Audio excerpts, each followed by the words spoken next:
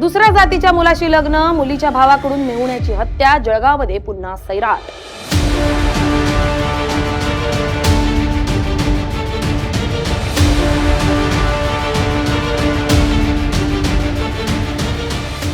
नागराज मंजुळे दिग्दर्शित सैराट चित्रपट 2016 मध्ये रिलीज झाला आणि या चित्रपटानं महाराष्ट्रासह देशभराला वेड लावलं।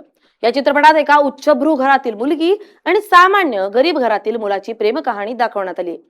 परशा जेव्हा आर्ची सोबत लग्न करतो आणि त्यांना एक मुलगा झाल्यानंतरही आर्चीच्या घरचे परशाला आणि आर्चीला शोधून त्यांची हत्या करतात असे या चित्रपटात दाखवण्यात आले। हे दृश्य पाहून सर्वांनाच अश्रू अनावर झाले होते। हा चित्रपट केवळ काल्पनिक होता, मात्र या चित्रपटात जशी घटना दाखवली होती तशीच घटना आता जळगाव जिल्ह्यातून समोर आली आहे। फतेपूर परिसरात बहिणीनं दुसऱ्या जातीतील एका मुलासोबत प्रेमविवाह केल्यानं भावानं थेट बहिणीच्या पतीला संपवलंय।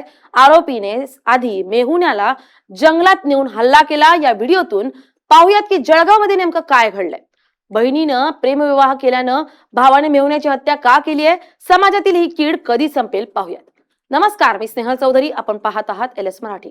जळगाव मधील फतेपूर येथील सुभाषपुरा भागात राहणारा 26 वर्षीय प्रशांत चौधरीचे वडगाव सद्दो येथील एका तरुणीसोबत प्रेमसंबंध होते। मात्र दोघांच्याही जाती वेगवेगळ्या असल्यामुळे मुलीच्या कुटुंबियांचा, विशेषतः तिचा 19 वर्षीय भाऊ अभिषेक मोरेचा या नात्याला तीव्र विरोध होता।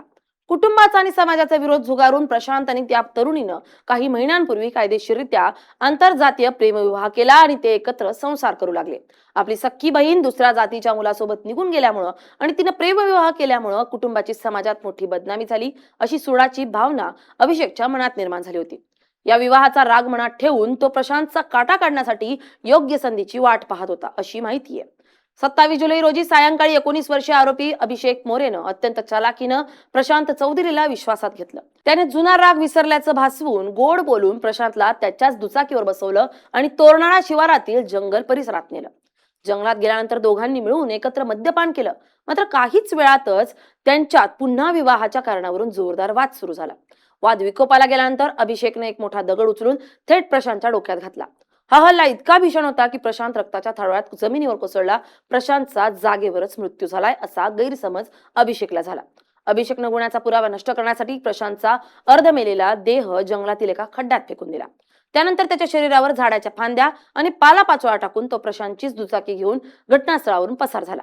इकडे प्रशांत रात्री उशिरापर्यंत घरी न परतल्यामुळं त्याच्या कुटुंबियांनी सर्वत्र शोध सुरू केला, परंतु त्याचा कुठेही पत्ता लागला नाही। अखेर प्रशांतची आई सरला चौधरी यांनी फतेपूर पोलीस ठाण्यात मुलगा बेपत्ता झाल्याची तक्रार नोंदवली।